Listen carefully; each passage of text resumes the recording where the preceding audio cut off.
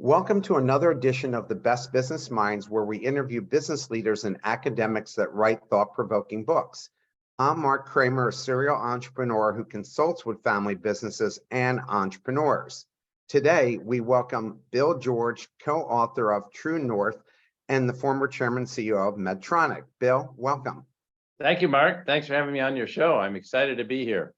Well, we're super excited to have you, and I really enjoyed this book. It's one of those books that I'm going to give to my nephew, who is graduating next year from Emory University in their business school and going to work for Comcast this summer. So, Bill, let's start off with you telling us about your professional background. Well, I'm an engineer. In fact, I went to school across town from Emory at Georgia Tech, and I went straight through to Harvard Business School.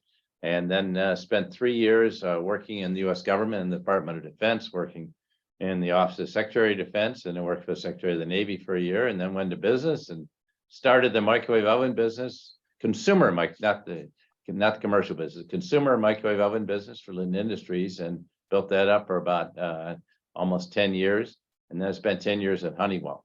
And the most important thing in my career is when I made the move to Medtronic back in 1989. And I can share that with you later if you'd like, but why that was so significant. But anyway, tell us now. Well, I had been on a track in my life. My father wanted me to become CEO of a major company. And when I was a boy, like 9 years old, he was naming the companies. Like he would say, son, you got to make up for my failures and be head of a company. And you know, there's a great company in Atlanta, Georgia called the Coca-Cola Company, and another one in Cincinnati called Procter & Gamble, and a new little computer company out in the East Coast called IBM. Of course, other than drinking Coca-Cola, I'd never heard of these companies. But you know, I had that in the back of my mind. And so, you know, I thought I was going to be some kind of leader. I wound up losing 7 elections in high school and college in a row. And some seniors took me aside at Georgia Tech, gave me some of the best advice I'd ever got. And that was, and I was quite young at the time, I think 19. They said, Bill, no one's ever going to work with you, much less be led by you, because you're moving so fast to get ahead that you don't take time for other people. And you know what? They were right. It was like I was building a resume instead of a life.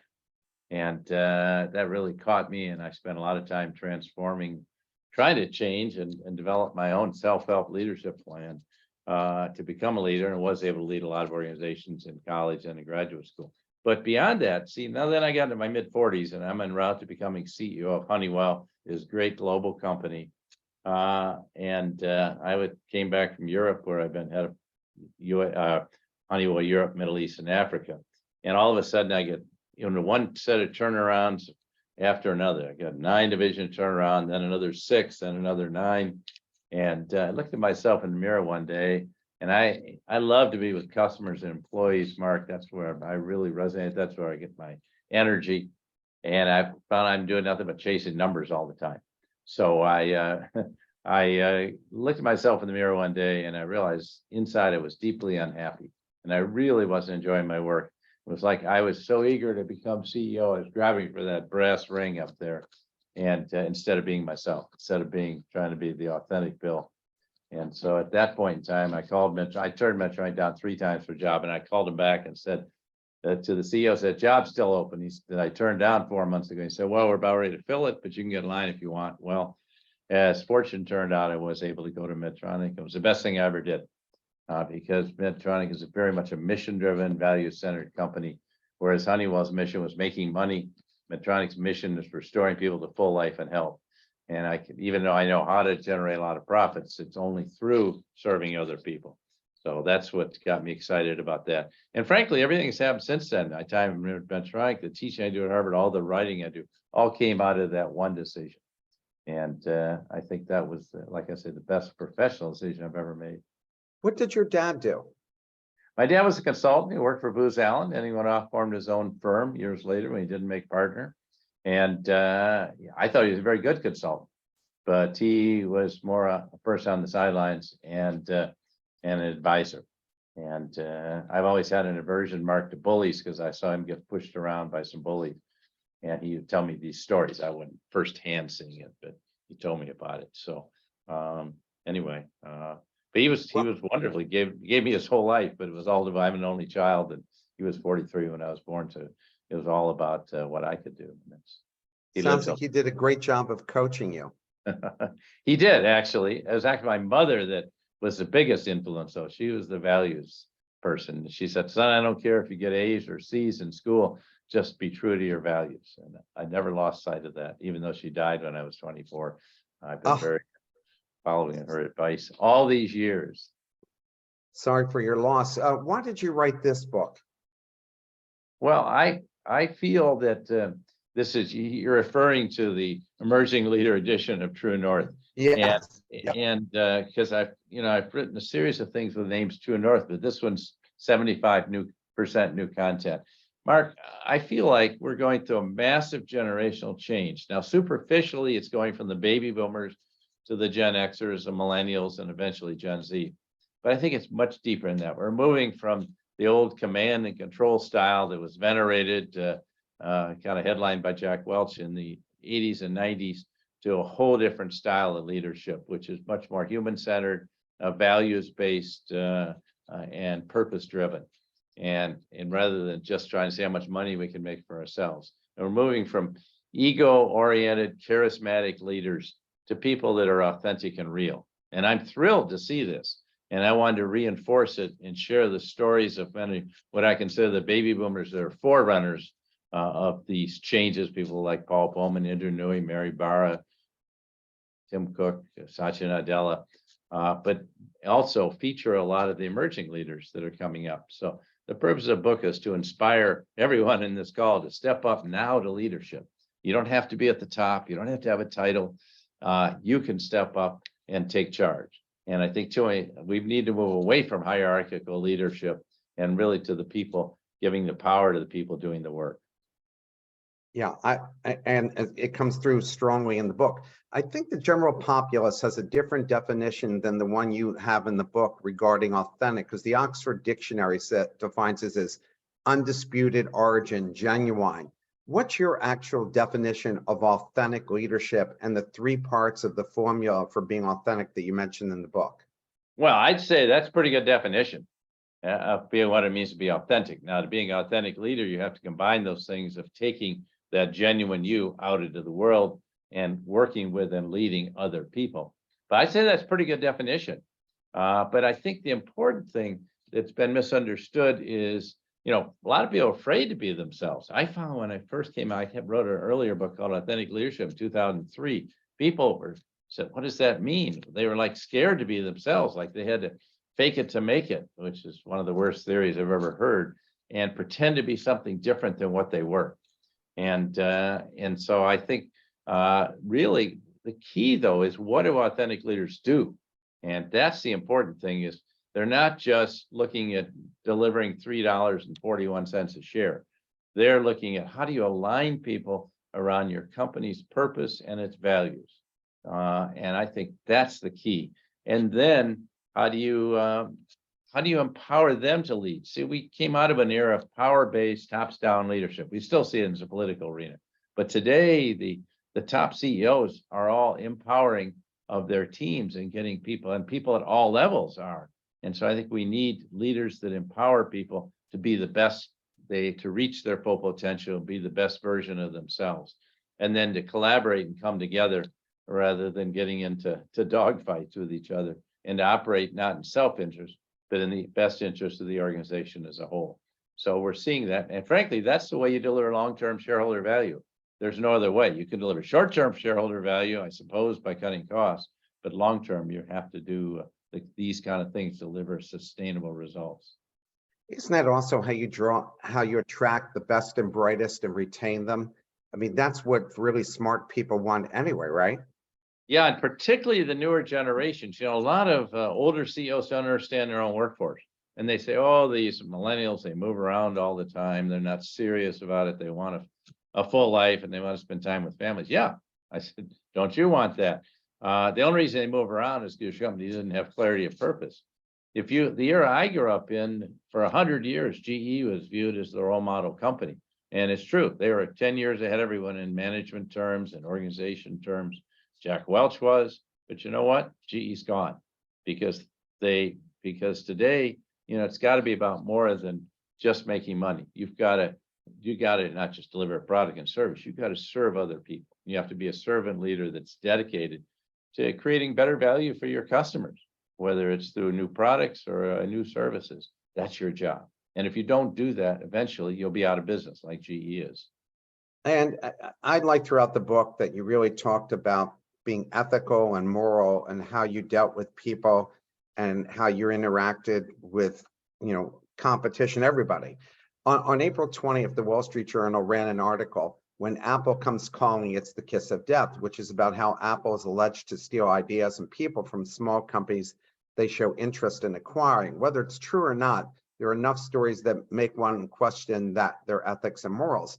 This doesn't seem to fit into, as you write, the true north of making the world a better place. What's your take on that kind of corporate behavior and leadership, which other companies like Amazon and Microsoft have also been accused of as well in the past? Yeah, I don't know if I hear those accusations. I've not been able to verify whether that's actually true. I think it is true early on that Steve Jobs did a lot of that, but he also did a lot of creative work on his own. And oftentimes we accumulate ideas of others and turn them into our own ideas. But I would say Tim Cook, and you mentioned Microsoft, Satya Nadella are two of the most ethical people I know. So that comes across a surprise to me. Yes, these are the two most valuable companies in the world. And I think it's because they have such great leadership.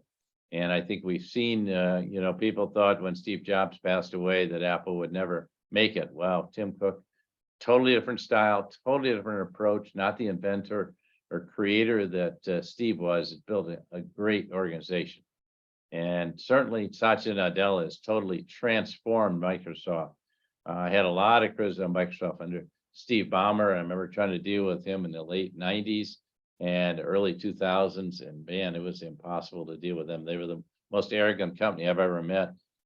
Satya now says, we thought we were God's gift to creation in 99, but today you got to go from a know-it-all to learn-it-all. And I think that's pretty good. And he's put a lot of emphasis on empathy and compassion. And that's what you have to bring to the workforce today. So it's interesting, this criticism. I think sometimes successful companies are severely criticized. Now, I would have more criticism for Amazon is running more of a sweatshop, but I would say those two organizations are doing it right. I think for Microsoft, Steve Ballmer's reign was a 10-year dead period for them. And I taught at the Wharton School during that time that he was there. My students would come back from working there and said they were so dysfunctional that they were like fiefdoms and that they barely worked together in that organization and didn't see a real vision for the company. And the current CEO has done a phenomenal job of making Microsoft, again, one of the companies that young people want to work for.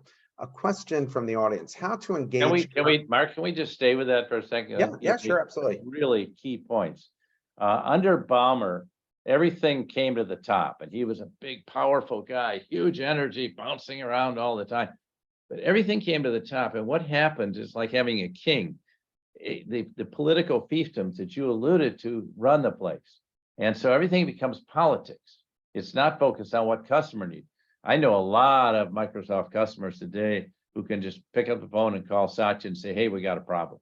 Can you help? And or we got a problem with your products. Would you get them fixed? And that kind of customer focus, that openness, and allowing people, the teams in Microsoft, like LinkedIn, they acquired LinkedIn, and they've done a phenomenal job, but they've allowed LinkedIn to be who they are. So I didn't mean to interrupt you, but I do want to say that whole transformation is one of the most dramatic in corporate history. You're right. There were 14 years where Steve Ballmer's in charge, where the stock price was actually lower after 14 years than it was when he took over. Of course, under Satya, it's gone up 8 times, and yeah, there have been some layoffs right now, but and it's just Apple hadn't had any, but great company. No, I would say he's one of the top 3 to 5 CEOs in the whole world. The job he's done there has just been amazing. Question from the audience: how to engage current generation workforce, instant gratification minded employees? How do you best engage this younger generation? Well, you have to inspire them and empower them.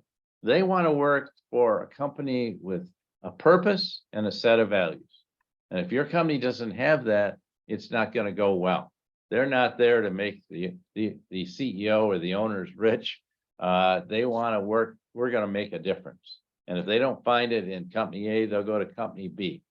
And they want to know today, do you have a diversity, equity, and inclusion plan? Do you have a climate change plan? Are you really concerned about the world? Is what the products we're making? At Medtronic, this was an easy answer. Yeah, they're helping restore people to full life and health. And we measured ourselves by how many people are helped every year. So I think this generation is very purpose driven. And so what the key now to any organization is, can you find an alignment between your employees' purpose and your corporate purpose? And that's the key to building a great organization. If you can't do that, you're going to face a rough road ahead. You write the hardest person you will ever have to lead is yourself. What do you mean by that? Yes, it's most people don't want to acknowledge who they are. In fact, they want everyone else to change rather than changing themselves. And I think it's very hard. I told you that story. I went through repeating some of my own mistakes, but it's hard to change. And I think to do that, that's where this concept of true north comes in. You've got to know your true north. Your true north, in the essence, the shorthand here is who you are. What are your most deeply held values? What's your purpose in life? Where do you find fulfillment? Where do you find satisfaction and joy through your work and your life? And in understanding that, you know who you are, and you're no longer just identified by where you went to school or your national origin, your race, your religion, your gender, but it's who you are. And that's where we connect with people. And today, as a leader, you also have to lead with your heart. You can't just be the smartest person in the room. You will fail. You have to, you have to be smart enough to do that, but you don't need to be the smartest person. You got to hire people around you much smarter, but you have to lead with your heart. And if you don't, you're not going to be successful. By the heart, I mean, you have to have passion for a purpose. You have to have compassion for the customers you serve. You have to have empathy for your employees. You have to have courage. You have to be bold. So those are the qualities today that we're looking for in leaders. That's what you have to know. It's only when you go through this rigorous process of figuring out, who am I? And I think we learn the most, not through the good times, but the difficult times. When we fail, or we went through a very painful experience as a child, or in my case, getting rejected in elections, or a loss of a sibling, or a parent divorce, or getting fired from your first job. These are where people really learn who they are. It's when you're not, when you can say, oh, here are all my degrees and everything. No, it's when you're willing to stand and face yourself in the mirror. Because leaders that can't do that, Jeff Immelt at GE, after 16 years of taking the company apart, wrote a book, and he was blaming everyone else for his problems. At a certain time, you got to look in the mirror and say, Bill, did you create these issues? And the answer probably is yes. So when you know that, then it's much easier to lead other people, because then you can empower and inspire other people, letting them be who they are, not trying to make them like mini versions of yourself. Yeah, you're very critical of his stewardship of GE, and I had not read his book, but that's disappointing to hear, where he wasn't self-reflective and looked at what he could have done better himself. A question from the audience. Can you talk about Andy Grove's High Output Management, written in the mid-1980s, where Mr. Grove went down to the floor at Intel to see how the company was doing through mid-management individuals? Seemingly, Mr. Grove sought to understand the true north of the Intel essence. That's for sure. One of the great companies of the world, going through some challenging times now. And they actually had a triumvirate running the company. Gordon Moore, the chair, Bob Noyce, the vice chair, who was a technological genius. I could say Bob Noyce, I went out to meet with him personally when I was I joined Honeywell in 78 and 79. And, he laid out everything that's happened in the computer business the last 45 years, everything. Amazing man. And Andy Grove was the operations guy, and then he took it over and did an incredible job. Now, there was a lot of pressure internally at Intel to perform, but he was very much in touch with the people on the firing line. And I think every CEO needs to do that. They need to get out of their offices. Here's an ugly statistic, Mark. We did a survey of CEOs who came to our new CEO program at Harvard Business School. And we found, my colleagues, Michael Porter and Noria did this, found that 72% of their time is spent in meetings with direct report or senior executives in their office or conference room. 5% with employees. Let that number register. 3% with customers. If you're not down on the floor, if you're not in the marketplace, how do you know what's going on? How can you be a great leader? And that's where people, they want to know who you are. They don't want some coming out of the, just, something coming out of the head shed, or a memo coming out, or a video, or even a town hall. They want to know who you are. They want you to be real. They want you to be authentic, and they want you to admit you make mistakes, because they make mistakes too, and everyone can then admit them. So I think Andy Grove was a great leader. And by the way, at the same time he was leading, a few years earlier, David Packard and Bill Hewlett had the same philosophy: management by wandering around. They called it MDWA. Management by MBWA, management by wandering around. But why not? Why are we out there knowing what's going on and listening to people? Too many CEOs want to tell people what to do rather than really listening to what the essence of the issues are. You always hear someone is a born leader. Is that true, or can people be taught to lead? I think you learn how to lead. I think you're born with certain characteristics, but you're not born a leader. I'd like to think I was going to be a leader, but boy, I had a lot to learn. And I think we learn how to lead through life experiences. So I think, if you have a desire to help other people and you can use your gifts, then you become a leader to do that. But you do that in understanding your role as more of a servant leader. Now, you're not going to learn this sitting in the classroom. I don't care if it's Wharton or Harvard or wherever, Mark.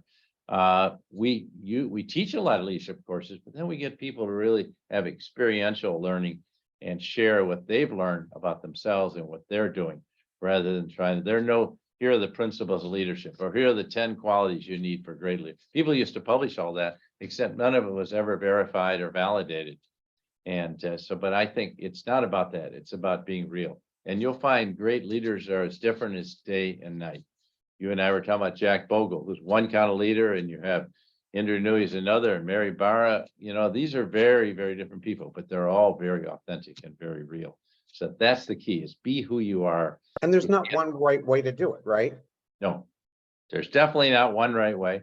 And you've got to tailor it to the needs of your people, employees, and your customers. And, in a different kind of business, a banking business, you be authentic, but it's a different form of business than, say, to be in the tech business, or in the automobile business, or in the consumer products business. And I think it's everything from the audience. Leaders lack time to be reflective today to lead optimally with all the digital distractions around them. How do they spare time for reflection and thinking?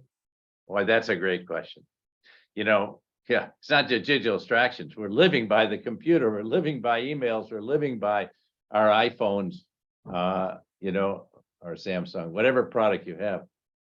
And we're following social media. Yeah, you can spend your whole life doing that.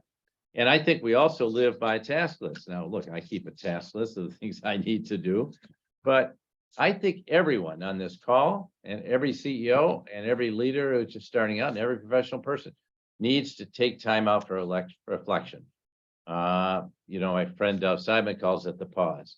I happen to be a meditator. I've meditated for 45 years, and I take 20 minutes every day in the morning or afternoon and meditate and reflect. How did I show up today? Was I the leader I wanted to be? Did I follow my own values? Was I out there helping other people? What kind of challenge I have? Not thinking about task number 9 that didn't get done, putting all that aside. And you just need to do that, because then you realize what's really important. And the key to you as a leader is separating the immediate from the important. If you're always following the immediate, the latest you got to get done, you'll never get there. So you really have to take time out for reflection. And all the great leaders I know are doing this now. They didn't used to. It was just work 80 hours a week and nonstop. And actually, if you don't do that, you won't be a very good leader. And so I think you're going to be a lot better delegator if you can reflect on what's really important and concentrate on those things, and let other people do the other work. I ran an organization, and the chairman CEO was Hubert Schumacher, who built Senecor, if you remember Senecor. And he told me when I became the first executive director of this organization, I want you to take off from Friday afternoon, from right after lunch at 1 to the rest of the day. And I just want you to sit and think. And on Monday morning, when I meet with you, I want to know, what did you think about? This went Wow. on for a year. And he said, I want you to just close the door, and I just want you to think about the mission of the organization and where do you want to take us over the next 5 years? And I don't want you doing anything else but that. Wow. And it stuck with me. I thought that was real smart. Another question from the audience. Being a customer-focused organization means more money has to be spent on human resources to bring better understanding from your customers to your services and products.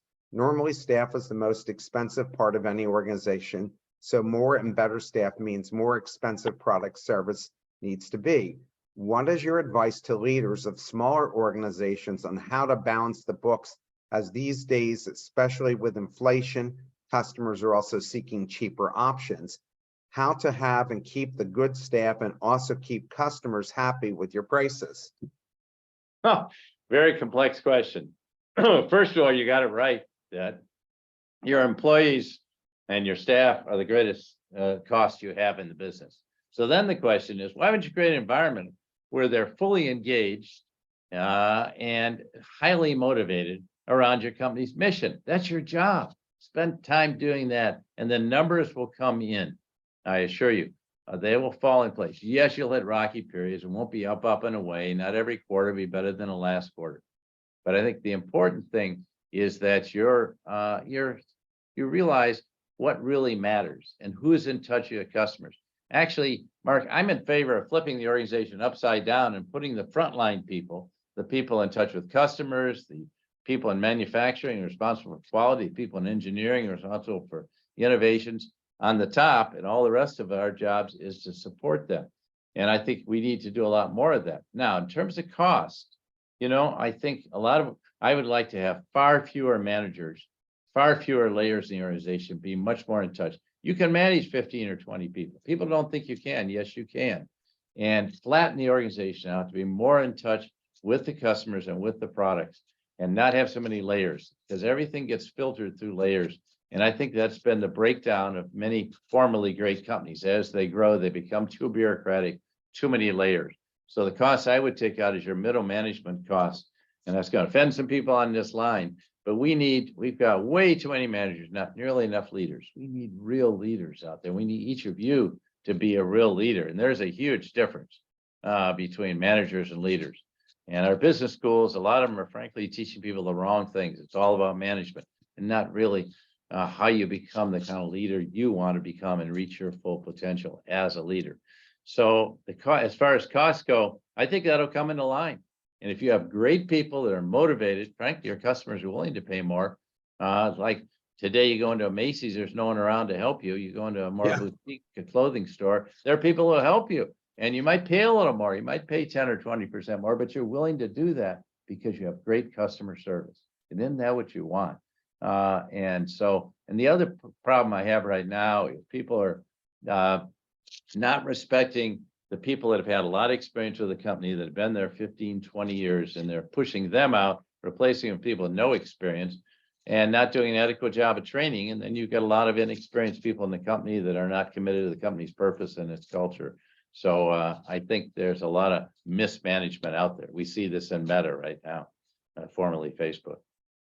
Do you remember when Home Depot, one of GE's folks took over Home Depot and almost ran it into the ground by firing all the experienced former contractors that you would go in and get advice from and have cheaper people working, literally drove the business into lows. Yeah, this is Bob Nardelli. Yeah, right. And the guy didn't get the job at GE. He later took Chrysler into bankruptcy after he got fired at Home Depot. But he was really destroying that organization, because Home Depot's benefit was you could go in and get a benefit about, Exactly. I want to add a porch, I want to add a deck. The story goes that he standardized all the products.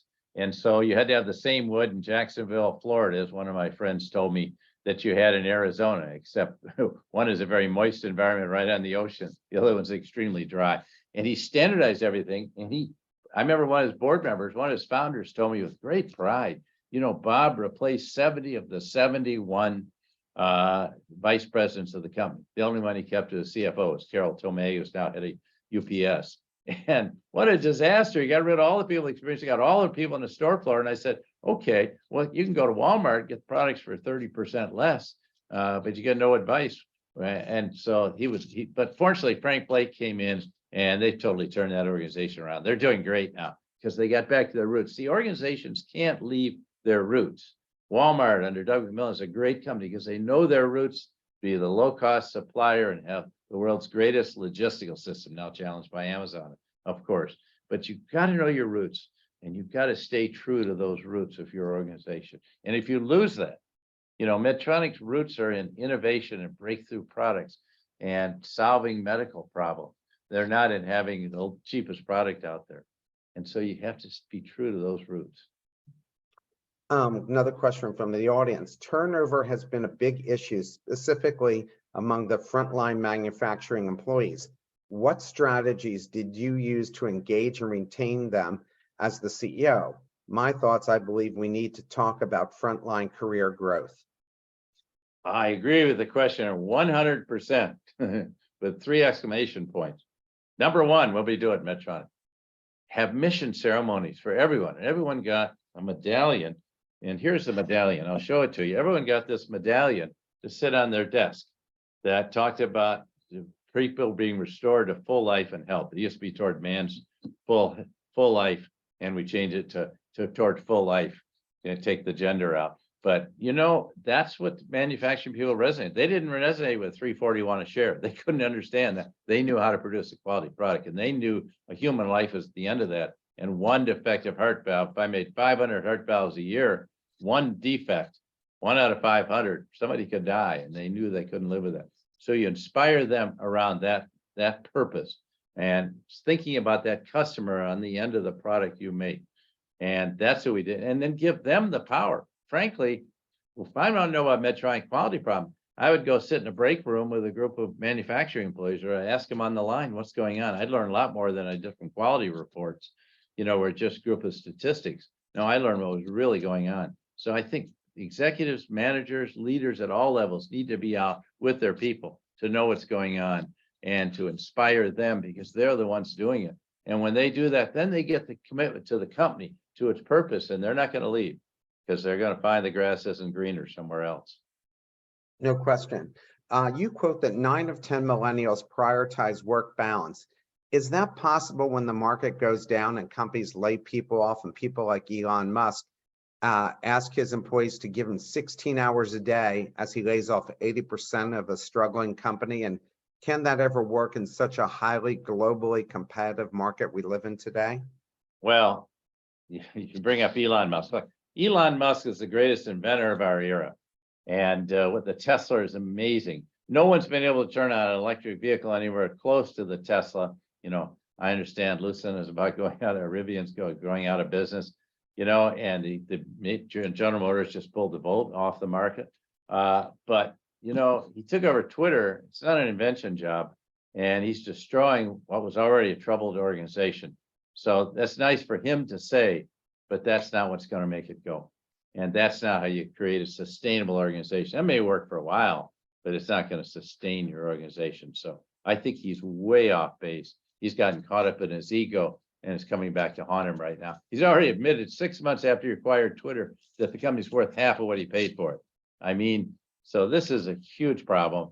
And as you know, I should say I'm a great believer in free speech, but we've seen a tripling of the anti-Semitic statements, the homophobic statements, the misogynistic statements, the quadrupling of racist statements that shouldn't be a site for that. And he got rid of all the people in content moderation. So there's no one to check those things out. So unfortunately, that site is not going well from a customer point of view.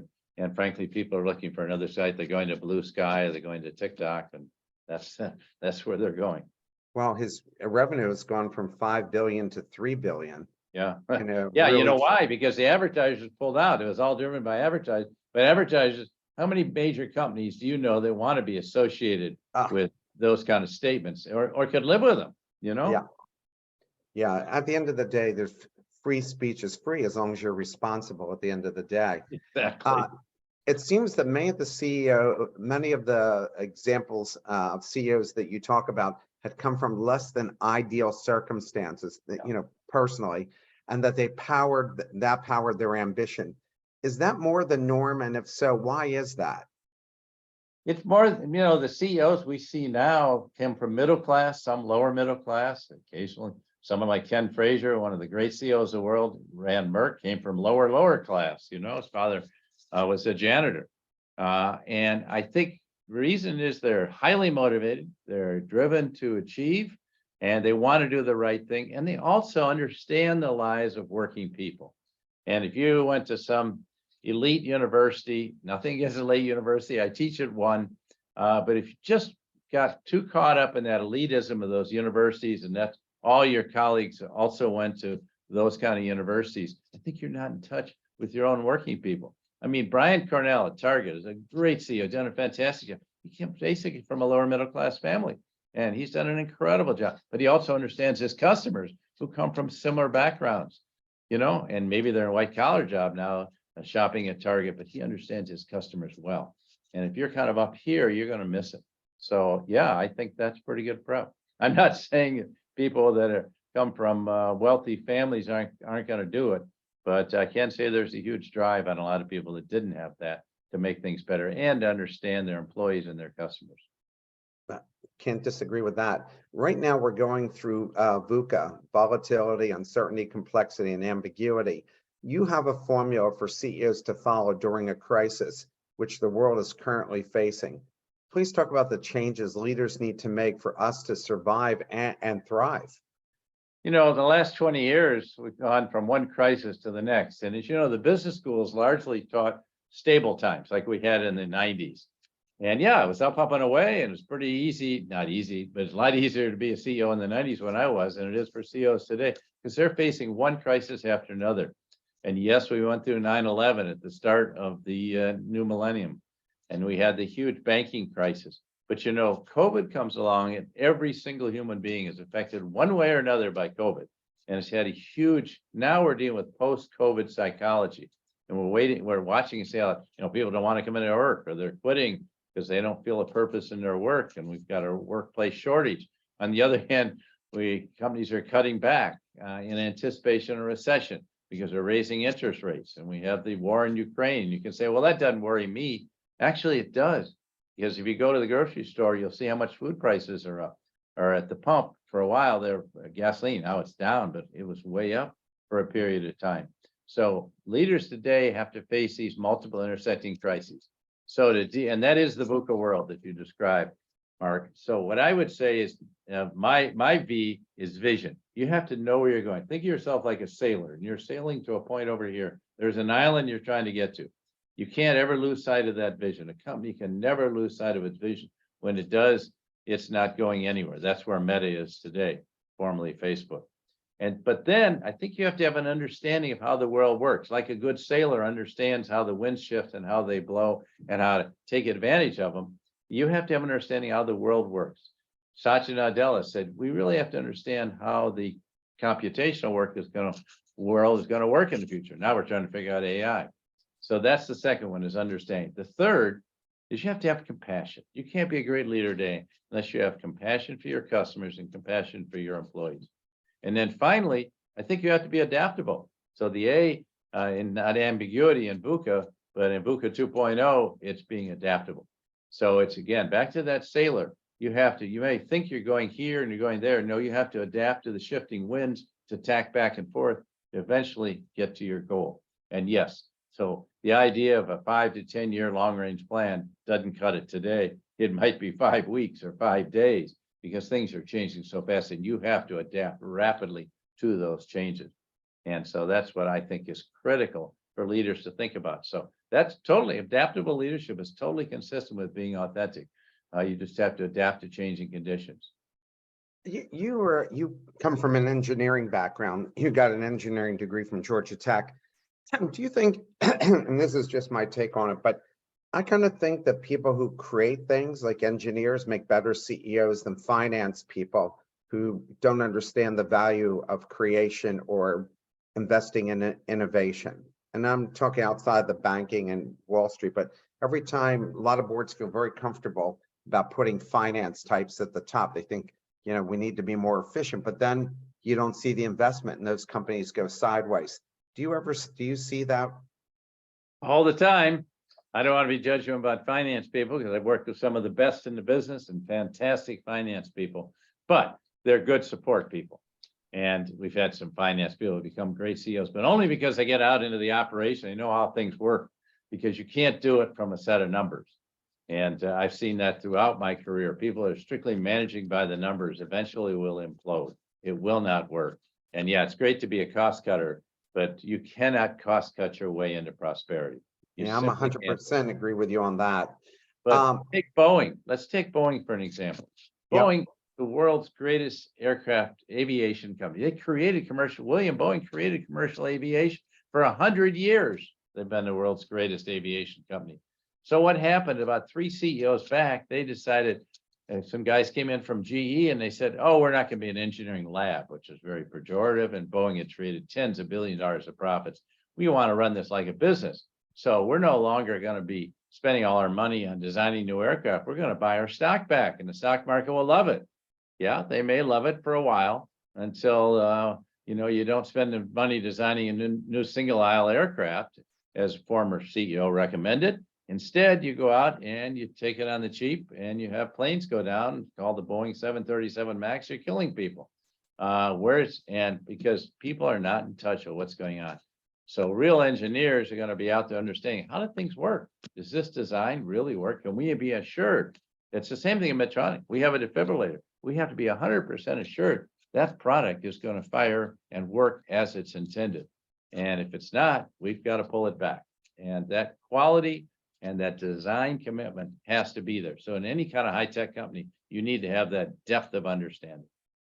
I hate stock buybacks. Every time companies waste a lot of money on that when they can be putting money toward innovation and creating new products, and it never seems to work out for them. I mean, GE blew billions of dollars in stock buybacks during the 2008 when they could have used it. Bed Bath & Beyond blew $11 billion in stock buybacks, not helpful at all. Pulling money out of the company, and then you leave it moribund. And we've seen with private equity, there's a lot of good aspects of private equity.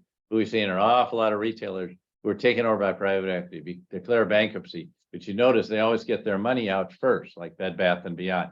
They get their money sucked out of there first, so if they come out just fine. If it goes into bankruptcy, it's the bondholders, the debt holders, they're left holding the bag. Yeah, horrible. Question from the audience. Leaders are often seen as lacking moral fiber since they can't walk the talk, considering the current ecosystem. Trust levels are low today. How do leaders win back trust? I love the word moral fiber. You have to lead with a moral compass, and you have to have clarity. That's not a religious term. You have to know your values and then stay true to your values. And I think a lot of people lost that. Part of leading in the heart is had that sense of clarity about your beliefs, and your true north is tied up in that. And that's what's key to every organization today. And see, it's got to go top to bottom. In an organization, the people on top have to have those values. You can't just ask your people who work there to do that. It's got to go. If the people on top are just about how much money they make, it's not going to end well. So it really has to be, the moral standards have to set by the top of the company. And I'm always shocked at the CEOs. I even mentioned in my book, the former CEOs of McDonald's, Hewlett Packard, Intel, that got fired because they didn't follow their own company's standards. Best Buy, what a shock that was. Well, to me, if you're going to be a leader, your standards have to be beyond, your behavior has to be beyond reproach. And you set the standards for the whole company that are for everyone else to follow. And if you don't do that, you're not going to have a great company. I can say that. So you need to be that moral leader of the company and be led by your moral compass. And if you do that, you had a good story about Anne Mulcahy, who turned around Xerox, which looked dead in the water and was close to filing for bankruptcy. I mean, I remember they became like a joke.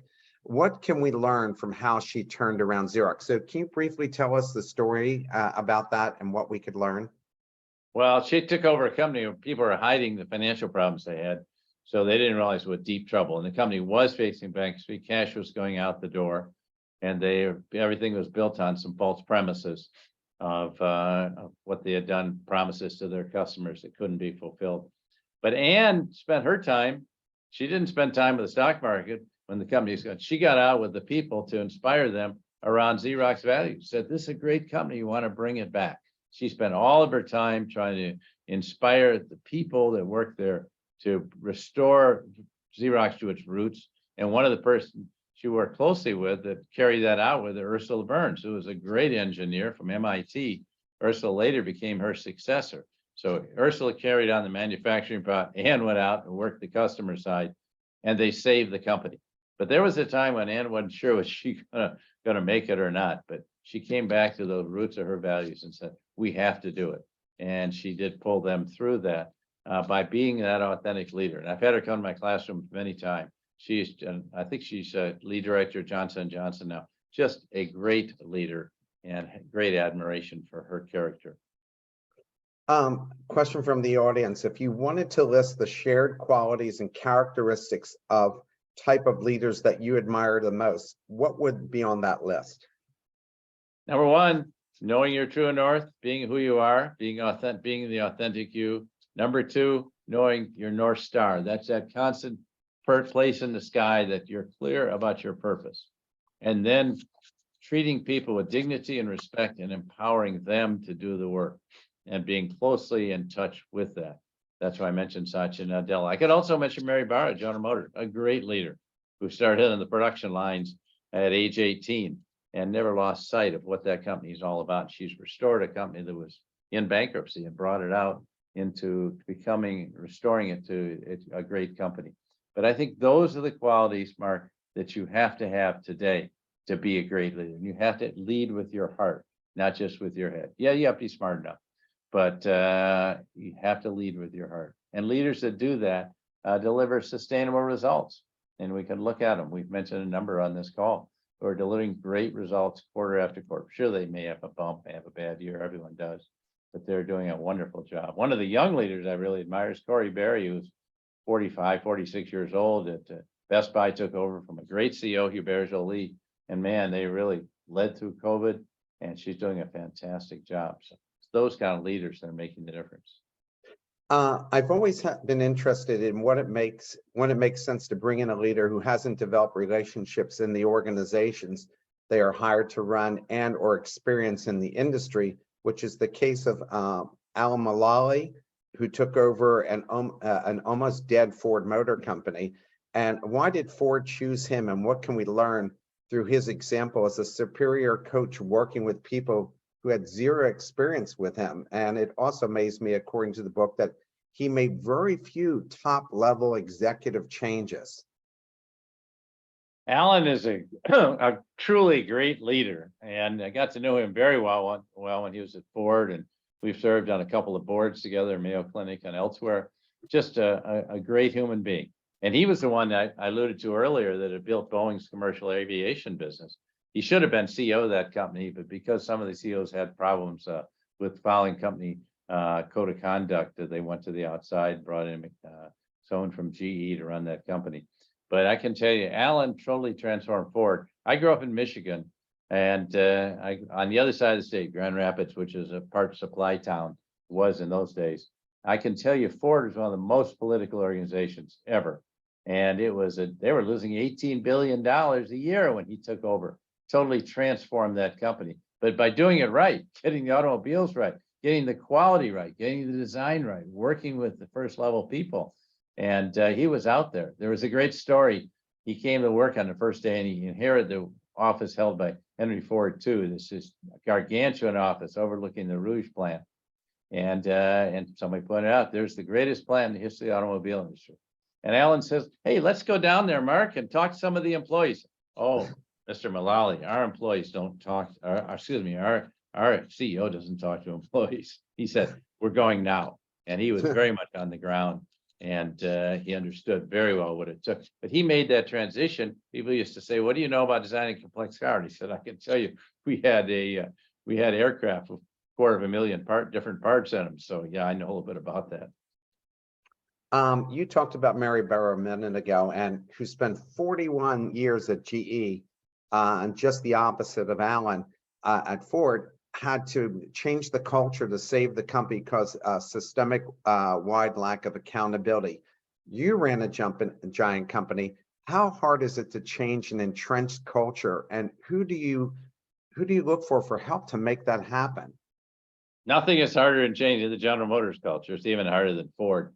And because they were all run by finance people and no one ever was engaged with cars, automobiles, it was just cost. And every decision was made, let's not make the car better, let's make it cheaper. And they want to put cheap cars that didn't sell very well. At Medtronic, we had to get, when I came, we had to restore the focus on patients. And our mission called for us to do that. And everything was focused on the people we serve. We measured ourselves by how many seconds would it take until another person is restored to full life and health, our mission, by a Medtronic product. And when I came, it was 100 seconds. When I left, it was 7 seconds. Today, it's 2 per second. So you can see the growth of the company, but measured in terms of not $3.91 a share, but in terms of how we can really help restore people to full life and how we can fulfill our mission. And I think that became the mantra. And so that's something everyone could relate to. And that's what I think you have to do. Mary's done that at General Motors. When she came in, they had this ignition switch problem. And I think, I don't know, a couple hundred people died from this. But you know, when they had a problem with the ignition switch, they didn't send it to the quality department. They didn't send it to the engineering department. They didn't send it to manufacturing. They sent it to the law department because we're going to get sued and we have to worry about the lawsuit. No. So they never fixed the problem. Mary, as head of product development, wasn't even aware of the problems with the ignition switch. People didn't believe her when she said that. And so when she got called into Congress and they were beating her up about the ignition switch, she said, look, let me tell you, the problems at General Motors are a lot deeper than ignition switch. We do not have a culture of quality. And she put in a speak up for quality focus on working on. But she only could do that, see, because she started her career and spent the first 10 years working on production lines and being a quality inspector and doing all those frontline jobs. That's why she could take over the company. Yes, she's been there 41 years. She started and knew that, and you notice they haven't had any strikes at GM because she's very much in touch with the working level people, and they know she cares about things they care about. You wrote about having a strong moral compass by illustrating Chip Bergh, yeah, CEO of Levi's, focus on diversity inclusion. He had been 10 years as CEO of Levi's, according to the book, before the death of George Floyd, pushed him into action. Why do you think it took so long for him and Howard Schultz, who you mentioned at Starbucks, to act? Was running the day-to-day of a large company and its inherited problems blocking their view? Well, I think Chip Bergh is a great leader, very much a moral leader, and he's done some pretty radical things. Now, the culture of Levi's encourages this for over 100 years. So he was concerned about problems in schools with shootings, and he didn't talk about gun safety. He talked about, he didn't talk about gun control. He talked about gun safety, and he was way ahead on the women's right to control her own body and made some statements on that, pretty bold, and going to get some people against him for doing that. But I think he knew that Levi's had a diversity, equity, inclusion, but he was, after George Floyd was murdered, he was conscientious enough to go back and really look at it and say, we're not making the progress with our employees we need to, and we need to make some transformative decisions. So good for him for doing that. I think a lot of CEOs, like CEOs here in Minneapolis, where I'm right now, I'm standing about 2.5 miles from where George Floyd was murdered, had to face similar kind of things. Are we really making those changes, or do we just have a nice program run through our HR department? And I think people realized they had to be personally engaged in doing that, and that's what Chip did. Going back to Jeffrey Umlet, essentially taking over the most valuable company in the world from a market cap of 410 billion to around 150 billion. Was his predecessor, Jack Welch, lucky to ride the wave of cheap capital for 20 years, or was it poor planning on his predecessor and his team not to see the changes and make adjustments to jump on the next wave? What can we learn from this? Because it kind of reminds me of Bill Belichick. All the assistant coaches from him that become head coaches, I don't think a single one has had a winning record. And when you look at the GE CEOs that came, they were very finance oriented and could not run the companies that they took over, all the ones that we've mentioned during this hour. So Yeah, what's your they're tough. take on that? Yeah, that's a good look. Jack was way ahead of his time in the 80s. He became CEO, I think, in 81. And he was way ahead of his time. He recognized what it would take to be competitive in the global world, way ahead of Siemens in Germany and Mitsubishi in Japan and other competitors of his gone away now, like Westinghouse. And so he transformed GE and he got right down to the working issues. He took out a lot of the bureaucracy, took out a lot of the layers, and he did things right. I think he got caught up, he was there 20 years. I think that's too long for anyone to be in charge.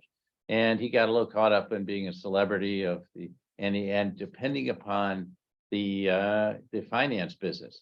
One thing to finance MRI machines for a hospital or finance jet engines for an airline that doesn't have the cash, that makes a lot of sense. But they got then the consumer finance, and then ML quintupled the level of consumer finance there. And that's where they got in real trouble years later. So they lost sight of their roots. They were a manufacturing company, and they lost sight of quality and the importance of that. GE used to be the world's leader in appliances. Now they've sold it off because they couldn't produce a quality product out of their factories in Louisville. They didn't have that commitment to quality and design.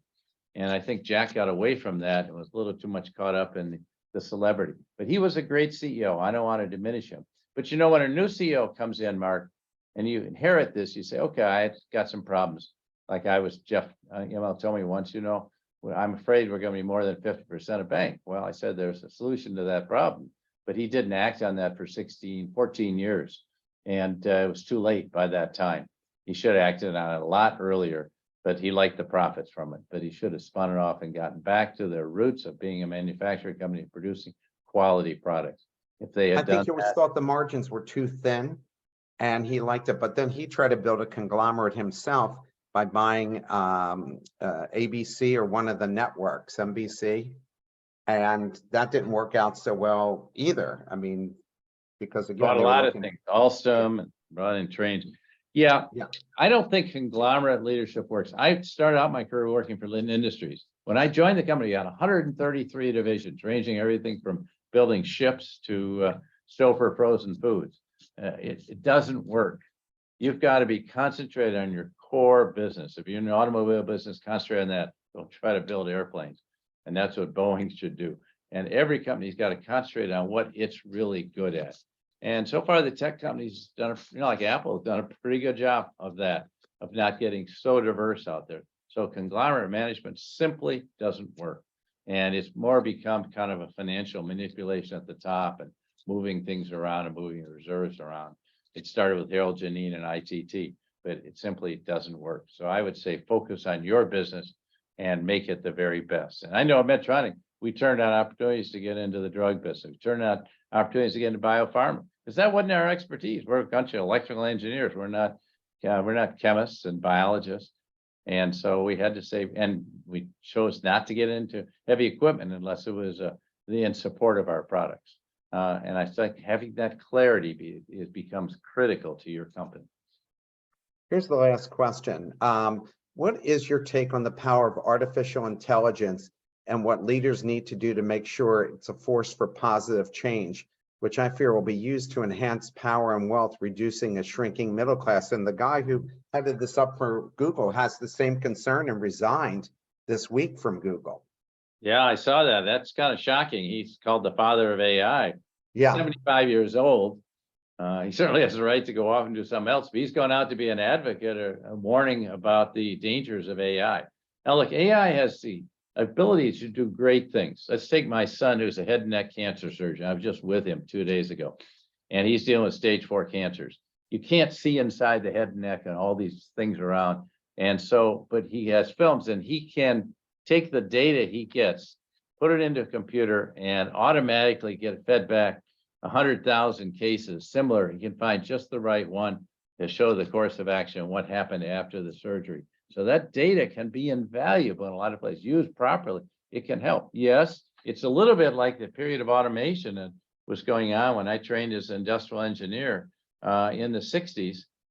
it's eliminating a lot of jobs. So what we need to do is we need to upgrade our workforce. We need to raise the caliber of skills of our workforce. This has been a big concern of mine, is we're teaching everyone financial skills. We're not raising caliber. You know, we need plumbers and electricians. We need people that can run lasers and run complex robots who can repair them and fix them. So we need to raise the caliber of our workforce to keep up with AI. That's the only hope we have. And I do think a lot of jobs will be eliminated. People running spreadsheets, those all be run on AI. You know, even writers, I get ready to write, a lot of that stuff will come right out. So Scary. we'll have to control it. And I'm worried about it being controlled because it gets in the wrong hands. You can do a lot of damage too. And people are trying to warn us of that now. I think we need to listen to them. I can't tell you, the hour went way too fast. I really enjoyed the book, enjoyed the conversation. Thank you for taking the time to speak with us. Thank you, Mark. And I hope everyone will read the Emerging Leader Edition of True North, because I think Mark's asked incredible questions, but a lot of them come out of it. A lot of the in-depth stories in the book and some of the things that we're trying to bring across there. So, and I would love to dialogue with any of you. On LinkedIn is my favorite site, could be on Twitter or Facebook, but I prefer LinkedIn. And I'd love to engage you in an ongoing dialogue, and particularly you, Mark. I appreciate the work you're doing to bring such great ideas to people. Oh, thank you so much. Well, enjoy the rest of your day, everybody. Have a great weekend, and we'll see you next week.